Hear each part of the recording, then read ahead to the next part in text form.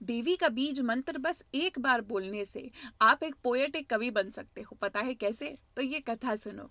जहाँ पर देवदत्त नाम की एक ब्राह्मण ने पुत्र प्राप्ति के लिए एक यज्ञ रखा था और बहुत बड़े बड़े ऋषि मुनियों को बुलाया। उसमें से एक थे गोभिल मुनि, जो कि सामवेद के सबसे उत्कृष्ट उद्गाता थे। पर जैसे ही गोभिल मुनि सामवेद का गान कर रहे होते हैं तो सांस लेते समय उनके स्वर थोड़े ऊपर नीचे हो जाते हैं, जिसकी वजह से देवदत्त, जो कि बहुत इनसिक्योर था बेटा पाने के लिए, वो उनको बहुत खरी खोटी सुनाता है। तो गोभिल मुनि क्रोध में आके कहते हैं कि इतने नेचुरल प्रोसेस की वजह से जो तूने ये काम किया है, इस यज्ञ से जो तुझको बेटा प्राप्त होगा वो बिल्कुल मूर्ख होगा और बोल नहीं पाएगा।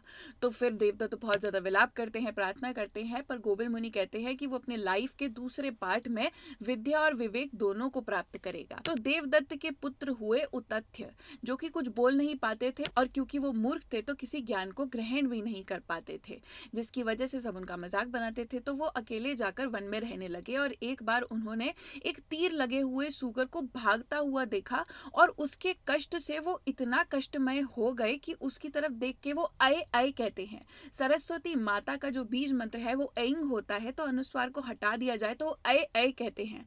और जैसे ही वो कहते हैं और उसका कष्ट महसूस करते हैं तो वैसे ही सारी विद्याएं उनके हृदय में प्रतिष्ठित हो जाती हैं। बेसिकली देवी के बीज मंत्र को सिद्ध करने के लिए अलग अलग मार्ग होते हैं, बट एक कॉमन चीज होती है, वो है करुणा। बिना करुणा के कुछ भी सिद्ध नहीं हो सकता।